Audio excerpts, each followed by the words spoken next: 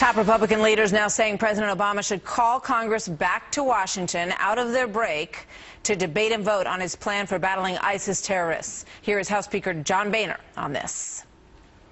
The president, typically in a situation like this, would call for an authorization vote and go sell that to the American people and send a resolution to the Hill.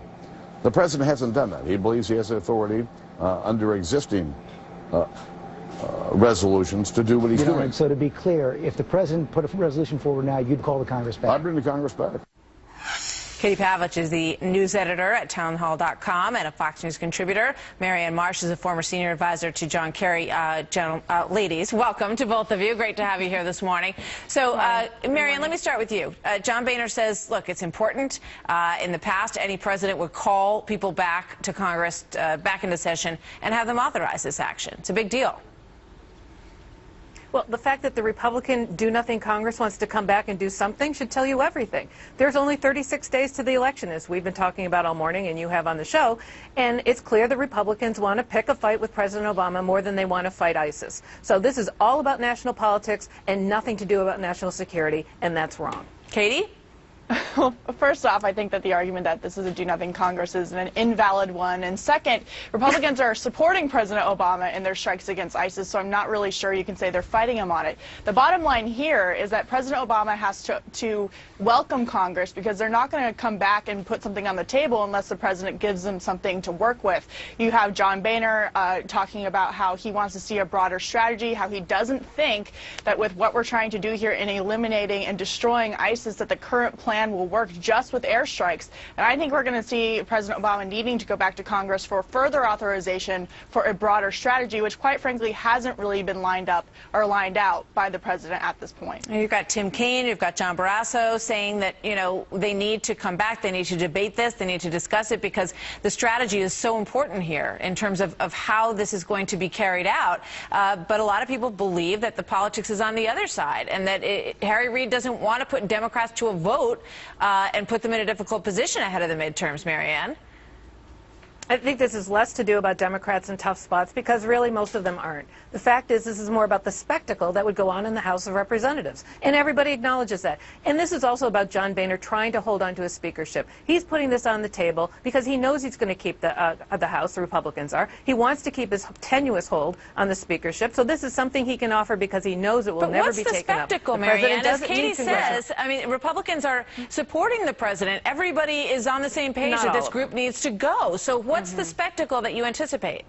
What would it be? How would it play out? First of all, not all of them will. And you can see the Louis Gohmarts and everybody else who, if President Obama says what his name is, they doubt him and shout him down. So that would, to the world, how would that look? So the president doesn't need congressional consent. He shouldn't seek it at this time. If he changes the mission, perhaps, but not right now.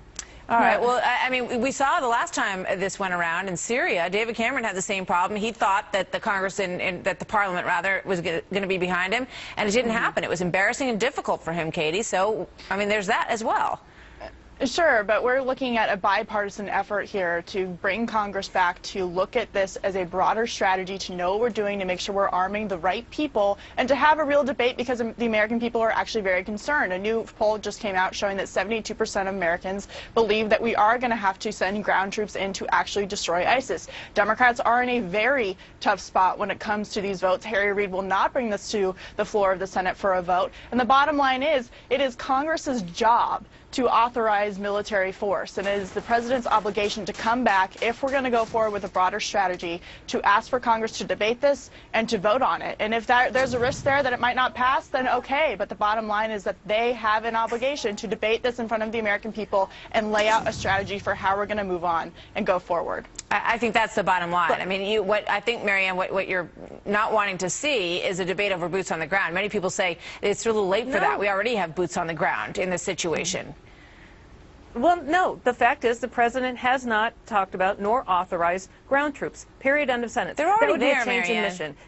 If military advisors are there. And under the current authorization that goes back to George W. Bush, going back to 2001, President Obama is well within his authority to do what he's doing at this time. So that's the fact here. And the American people at this point support him. So he's already persuaded the country the action he's taking is necessary, and that's fine. Then why would anyone be afraid to have Congress come weigh in on it? Then what's the fear in having Congress come back and talk about it? That's what they are there for, and they will have to authorize and give the money for the rest of this operation, will they not? Katie, go ahead. We're not and Republicans are supporting the president on these airstrikes. I mean, there's hardly any pushback when it comes to these airstrikes, and Republicans aren't fighting the president and saying that they're wrong, at least not the majority of them. What we're talking about here is demanding that the president of the United States, in his own set-out goal of destroying ISIS, come back to Congress and talk about how that's going to get done, and then to take a vote on it, because it is going to take more military force. It's not going to be something that we can do with airstrikes. Every military, almost every military commander has said that. The nation's top generals have said the only way we can do this is with ground troops. They have to have a debate about this on behalf of the American people. And I find it very interesting that the president, said that everybody wanted to end these wars in Iraq and Afghanistan, and that was the will of the people, and that was why he wanted to carry that out. Now you look at these polls, the will of the people is that they want to see this group destroyed, and they want to see that carried out. So I don't know why the hesitancy to bring back Congress and allow the representatives of the people to weigh in on this, but we got to leave it there. Marianne and Katie, thank you very much. Thanks. We'll see you next time. You bet.